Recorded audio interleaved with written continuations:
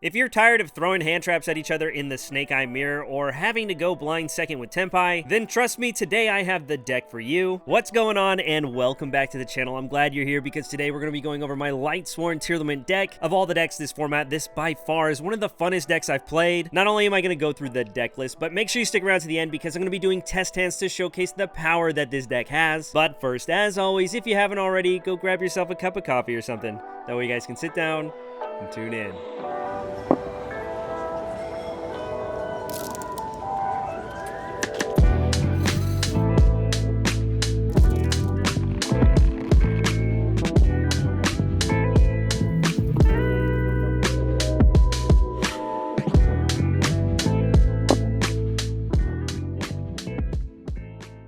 Alright, so I mean it, this deck is so much fun to play, and there are so many different ways you can approach it, and I think that's one of my favorite parts about this deck. I'm sure I'll touch on some of the cards you can add or take away as well, but again, make sure you stick to the end, that way you guys can see what this deck can do. But starting things off for our Lightsworn package, we're going to be playing 3 copies of Dragonling, 3 copies of Wise, only 2 copies of Wolf, and I'm playing 1 copy of Felice. This engine is so good. Obviously, getting free bodies on the field while milling is always great, especially in Tearlament, but the fact that this engine gets your whole deck going while also setting up interruptions in the process is so crazy. Alongside this lineup, I'm also opting to run 3 copies of Charge of the Light Brigade. I'm not running Solar Recharge. As you can see, I am running a lighter Lightsworn count, because as powerful as a draw 2 mill 2 is, getting hit with Ash Blossom on Solar Recharge really hurts. Plus, I really don't want to fill my deck with too many Lightsworn bricks, so I really think this package is just good enough. Really, all you're trying to do is get access to Dragonling. If you have a Lightsworn in the grave, you get to summon it from your hand for free, and then anytime it's special summoned, you can send a Lightsworn from deck to grave, setting up a rank 4 or ideally a level 8 synchro. It also can search Judgment Dragon and Punishment Dragon, but there's no way I'm adding even more bricks to this deck. It is a downside that Charge of the Light Brigade is a cost, but the card is so important because at the end of the day, we're just trying to fill our grave up with resources, whether they trigger effects or not. We just need the different things in our grave. But that's it for the Lightsworns, nothing too fancy. Even though it's a smaller package, we can get to the Dragonling fairly easily, because even if we mill it, we do have ways to bring it back from the grave. Now for our Tearlament lineup, I'm running 3 copies of Tearlament's Kashtira,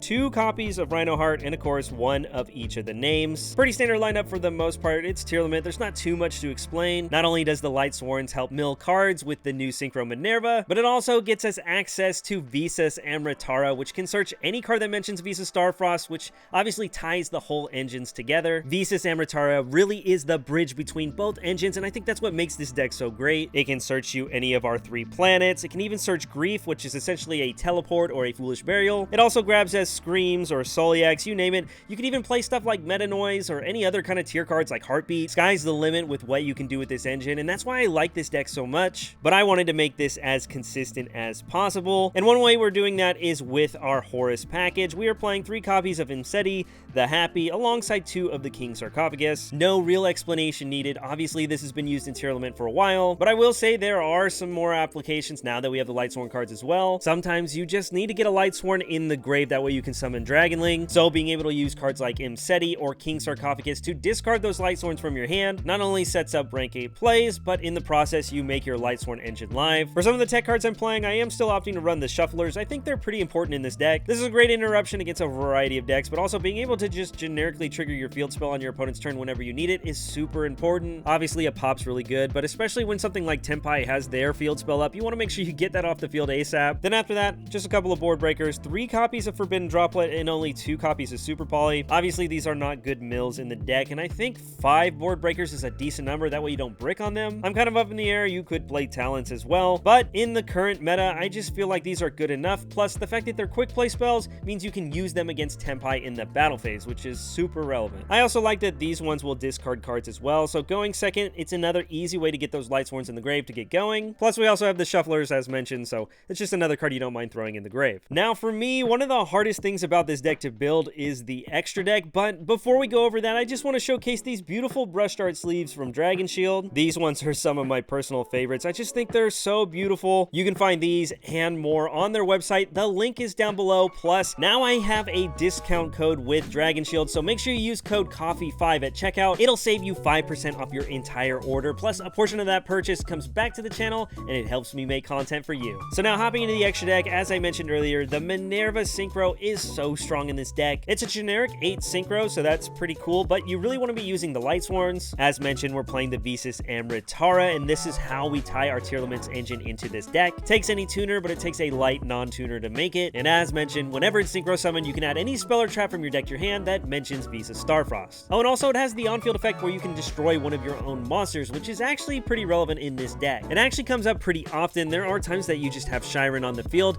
and just like you would use Baron to floor, sometimes you'll use it to pop the Shiren, and that way you can trigger the effect of Fuse. Now, after you make these 2 level 8 synchros, you'll have a bunch of Lightsworns in the grave, so then you can go back, use the Monero effect, banish 4 Lightsworns from the grave, and then mill 4 cards off the top of your deck. Obviously, milling is so good in Tearlaments, but not only that, you'll have 2 level 8s, so you can go into Zombie Vampire, milling an additional 4 cards off the top of the deck again. This one lets you keep one of the bodies as well, and it mills your opponent in the process, so you can figure out what deck they're playing and maybe even steal their monster. But sometimes when you have access to the Horus cards, you don't need to go right into Zombie Vampire. Instead, you can go into your Photon Lord, insulate you against something like Nibiru or even Ghost Ogre against the King Sarcophagus. Then you can bring back those Horus cards and go into the Zombie Vampire after, and then get off to the races milling once again. In addition, we have the Totally Awesome alongside the Bahamut Shark. Obviously, Tearlament's been playing this for a while, and especially since we don't have Baron, this is basically staple for the deck. One thing to note is I'm actually not running the Exceed Minerva. I definitely have played it before and I take it in and out of the list, but instead I'm actually opting to go with a Time Thief Redoer. It's just a generic 4 that you can make in this deck that also has synergy by triggering the tier cards. Redoer really is a flex slot, so if you have something that you prefer to play, then by all means include it instead of this. But that's it for the Exceeds. No other rank 4s, no Baguska, no Dweller. Even though they're great for the deck, space is so tight with the synchros and the Exceeds. But now this wouldn't be a Tearlaments deck without the fusions. Of course, we're going to be playing Kaleido Heart. This really is the heart and soul of the deck. Kaleido Heart control is basically how this deck is played. We also have the Dragostapelia. These are the 2 main interruptions you make with the tier cards. You saw earlier, I'm not playing any of those swamp cards to get into stuff like Rukalos or the Grapha. I really think that these cards are good enough, and I don't want to add even more bricks to my deck. And even though I don't have that many Aquas as well, I still play the Garura. It does come up from time to time. And of course, Mud Dragon, so good against so many different decks, and staple in this deck to help you go into Bahamut Shark. Now, when it comes to links, obviously we're going to be playing SP Little Knight, and you could just call it a day and then maybe put some more Exceeds or some more Fusions in your extra deck, but I'm actually playing quite a bit of Link monsters. I'm also still opting to run the Sprint. I think both of these are very important, not only because Sprint helps you dump the Merly to get an effect off, but since we don't have stuff like the Dangers or the Mud Dragons or the Maliciouses to help us fuse with our Tearlament monsters, sometimes it's just important to throw Merly in the grave just for the sake of being a material that you're going to use later. Both of these Link 2s are obviously very strong and great interruptions as well. Don't forget, Sprint can bounce a special summon monster. You can just attach something from your Photon Lord to be able to do so. It actually comes up more than you'd think, and that's also why I'm running Dark Charmer, because not only is this a free SP Little Knight if your opponent has a Dark, but it's a free Sprint as well. If I could, I'd play even more Link monsters, but the last thing I have in the extra deck is a Cross Sheep. In the past, I've taken out Cross Sheep, but now with the Lightsworn Dragonling, this is just one of the craziest ways to get it out of the grave if you happen to mill it, and then you can start doing Lightsworn combos from there. Again, it's a Link 2, so it sets up Sprint, and also you can go into SP Little Knight and banish something. But I will say, if there was another Link monster I'd like to include, Appaloosa was a strong consideration, but I actually think I'd rather have something like Access Code Talker. Appaloosa is an amazing card, but the problem I have with it is we already have so many different ways to negate monster effects, be it Soliag, Dragostapelia. So for me, Appaloosa really just doesn't come up as much as I would think. But again, right now, that slot's actually Time Thief Redoer, and that slot could literally be anything. It's up to you. But now for the fun part. Let's run some test hands. All right, let's hop into test hand number 1. Let's give it a good shuffle and, of course, a good cut. Hopefully, we can showcase what the power of these Lightsworn cards offer.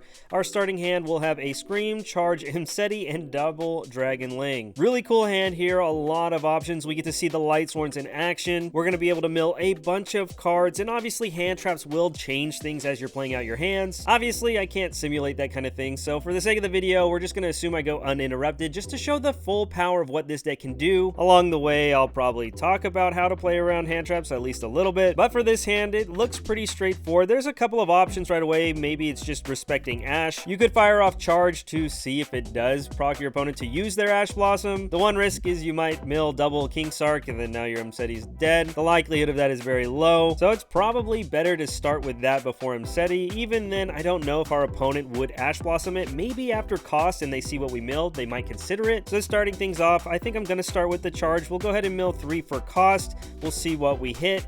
We hit a Wolf, Imseti, and a Havness. The Wolf's going to come back for free, which is nice. The only downside is it's not a name in the grave, so obviously we can't summon the Dragonling right away because it's going to come back. And since this is cost, we're not going to be able to trigger that Havness, but we really don't mind. Like I mentioned earlier, just getting names in grave is super important. Again, we're assuming our opponent doesn't have any hand traps, that way we can just go off for combo's sake. But in this case, I'm just going to add a Wise because we have an extra Lightsworn here. And then on resolution, Wolf will activate. It'll bring itself back to the field. Worst case, this is technically a tuner we can normal summon to go into our synchro plays. But now to check for Ash Blossom again, I think now would be a good time to use Imseti. Again, Ash on a Minerva actually could definitely hurt, so I think checking for it as many times as possible is the best way to go. We'll pick up that King Sark, give it a good shuffle, hopefully hit something cool when we draw a card, and then after that, okay, a Shuffler, pretty dang cool. I think I really want the Lightsworn combo to go off, so I think I would rather start with the Imseti. That way we can insulate against a few other hand traps. We'll summon Imseti from the grave before using King Sark, because again, Ghost Ogre is a card, but now we can use the King Sark, discarding this card. Again, we're going to assume no hand traps, but now we can send that happy to grave. Of course, after that, right away, we're just going to bring it back, and now we have 2 level 8s, and rather than going into something like Zombie Vampire, we're just going to go straight into that Photon Lord for more hand trap protection. Next, I'm going to go ahead and fire off this Dragonling. We do have a Lightsworn in the grave now, so we can special summon this to the field. Now we can activate the effect, we can send one to grave, and even if we got hit with something like Imperm, we know we still have the Wise we can normal summon then to go into our synchro plays. They'd probably save it for Minerva anyway. Dragonling is going to resolve, we'll dump the Fleece, it's always the go-to target, and it'll bring itself back. Now we can use our tuner with our non-tuner as well. Minerva will hit the field, and we use 2 different Lightsworn, so we can send 2 different types from our deck to the grave. We'll send another Wolf and a Wise, and both effects will activate. We'll go ahead and bring back the Fleece because we need another tuner, and then the Wolf will bring itself back as well. Again, we got lucky and milled this Wolf off of our charge, so this just goes to show we didn't need to hit that to keep doing our combo. Here's a level 8 synchro to continue playing. So right away, we'll take these 2, we'll send them to the grave. Amritara hits the field, and now we can grab any Visa spell or trap from our deck to our hand, or at least one that mentions it. And right away, I'm going to grab the field spell because as mentioned, we milled a Havness, and it's very good. Again, even though we didn't get the effect, it's another name, so we know at a bare minimum, we can normal summon Rhino Heart and make a Kaleido Heart. We're going to be able to mill quite a bit, even without activating Scream on the field, so I think I'm just going to keep it in hand on the chance we do hit a Rhino Heart here. We'll go ahead and use the Minerva. We'll banish 4 Lightsworns. I typically try to keep the Felice in the grave just in case we want to bring it back, but these will go ahead and go. We'll go ahead and mill 4 cards. We'll see what we hit. There's the Rhino Heart, and we also hit a Soliak as well, so that's super awesome. Of course, we're going to bring back this Rhino Heart by pitching the Scream as mentioned, but then we're also going to go ahead and get a Search, and in this case, I think I'm going to go ahead and pick up Tear Cash. Scream's effect will activate as well as Rhino Heart, so we can get both effects there. Now we get that Soliak, and I'm going to dump Shyren here and activate its effect to Fuse. In this case, I'm just going to put itself back, and we milled a couple of Imsetis, so we can put one of those back as well to go into our Mud Dragon. Now we have 2 level 4 waters. We'll go ahead and Exceed Summon into that Bahamut Shark. Typically, I try to keep this middle zone clear for cross sheet play, so maybe it would have been better if I had this over here. That way, you know, once I exceed or do whatever with this, then this zone will be empty. But regardless, we're going to detach that Rhino Heart. We'll go into our Totally Awesome. Then from here, now we can activate that planet and get a Search, and this time we are going to grab the Shyren that we just fused with. We basically have everything we could want or need already. Now the question just becomes, how can we summon that Kaleido Heart? Again, another funny thing to note is technically we haven't normal summoned, which is what makes these Lightsworn cards so great. There's a bunch of ways you can go about this, so comment down below if you would have done something different. Just for right now, I think I'm just going to link these guys off and get into our cross sheet. I'd really like to hit some Millers, or maybe we hit the Merly without having to go out of the way for the Sprint, so we'll go ahead and make that Zombie Vampire. This is just going to get linked off after anyways. We'll detach a material. We'll go ahead and take the top 4 off of the top of the deck. Again, we get to look at our opponents as well. There's the Merly. If we hit a monster on our opponent's mill, then we could steal their monster to start link climbing, but we'll just pretend we did not hit a monster on their end, so we're not going to bring back this Merly because we want the effect to fuse. This hand actually got really out of control really fast. We'll go ahead and use this Merly. We'll put back the Havness we milled at the beginning, and of course the Rhino Heart we detached for the Bahamut Shark. Kaleido Heart will hit the field, and technically now we can get a cross sheep effect if we wanted. Space is a little tight, so we're not even going to really bother with the cross sheep for right now, but now we will use that planet to then destroy our Kaleido Heart, and then its effect will activate. It can bring itself back, and of course we can send one from deck to grave. Normally this is where I would send Scream to grab Soliak, but in this case, since we already have it. We still have Hovinus that we can use to fuse, so activate the effect. And since we have the Mud Dragon engrave, now we can go ahead and put this back alongside the Hovinus, and now we have a Predaplant Dracostapelia as well. Cross Sheep didn't really do much in this case because, I'll be honest, this hand was really crazy. We didn't really have to use any resources in our hand. Like I mentioned earlier, even if we didn't mill that Merly, we just would have went out of our way to go ahead and make Sprint. That way we can do something similar. But now that we didn't have to do that, we can go ahead and take these two. We'll make ourselves an SP Little Knight with the two bodies, and then maybe they have a spell you want to banish since you milled 4 with the Zombie Vampire. Maybe you want to hit like an original Simple Spoils from their grave. And there you go. This is your board without normal summoning and some good mills along the way. The Lightsworns, the Horuses, and obviously the tier cards really can just let this deck snowball out of control. And like I mentioned, while Appaloosa is something you probably could have considered somewhere along the way, especially since we can keep summoning bodies right now, we already have a Monster Negate in Dracostapelia, and even if you weren't able to make it, typically you can make it on your opponent's turn. We'll have the Soliac behind it, and of course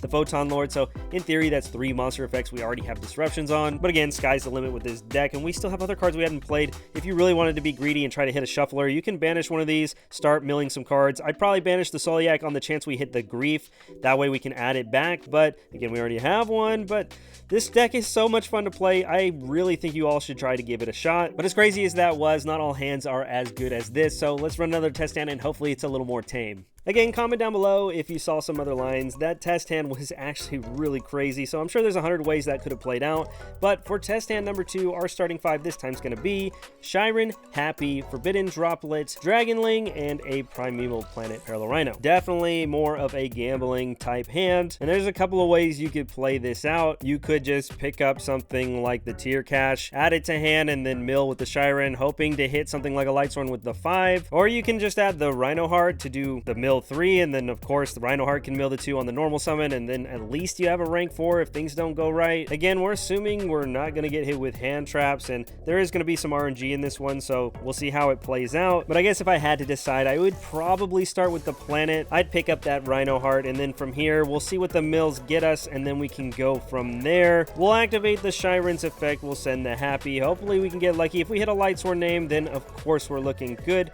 But of course, milling tier cards is always great. Quick note, the main reason I started with Planet is potentially something they might want to ash. Of course, typically they're going to ash the Shiren. And rather than adding a tier cache to hand, even if I milled a Rhino Heart, I can still send the Rhino Heart to grave to bring it back and accomplish the same thing. But again, we're just going to show what this deck can do once it gets going. So I'm going to go Chain Link 1 Scream to search and 2 for tier cache, mainly because I want to make sure I have the most amount of Soliacs in the deck before milling. We hit some good cards, and now we can add one of those from deck to hand. You have a couple of options now that these two were hit. Obviously, the wolf is going to come back. So the question becomes, how do we want to go about getting it into the grave? This is going to obviously require us going to the extra deck. So the options we have in front of us is to either not use the Hovinus and then make a rank 4 like a Redoer, or we could just make that Garura right now, link off into a link 2 like Cross Sheep, and then of course now we'll have the Lightsworn engraved to use the Dragonling with. I don't think I really like the idea of going into Redoer, so I'm going to go ahead and use that effect. We'll put these two back to go into that Garura. It'll hit the field, and then obviously the wolf comes back, and then immediately after that we can link these off. We'll go into the Cross Sheep, and then we get to draw 1 card. Doesn't really matter at this point, but obviously the more engine the better. We'll take a second droplet, I guess. And now this is great because we have a Lightsworn engraved, but we also have this Dark here, so now we can do a Bahamut play before we commit to our Lightsworns. I'll normal summon this Rhino Heart, and we'll use the effect. Again, we already used Hovinus, so we'll just send the Shiren because we want Merly for sprint potentially. We'll put back the Garura and the Shiren, and Mud Dragon will hit the field. This could bring the wolf back, and it gives us free link fodder for this sprint, so that's not a bad option, honestly. Only problem is you would only be able to make a Dracostapelia by detaching the Mud Dragon with the Bahamut Shark, and we don't have a way to Kaleido Heart at least yet. We're gonna get a lot of mills with our Lightsworns as well, so I think I'm gonna save the Cross Sheep effect for now, because hopefully we can hit some of our other Tearlament names in the process. That way we know for sure we can send that Merly later and hopefully go into something like Kaleido Heart. Again, maybe I'm wrong.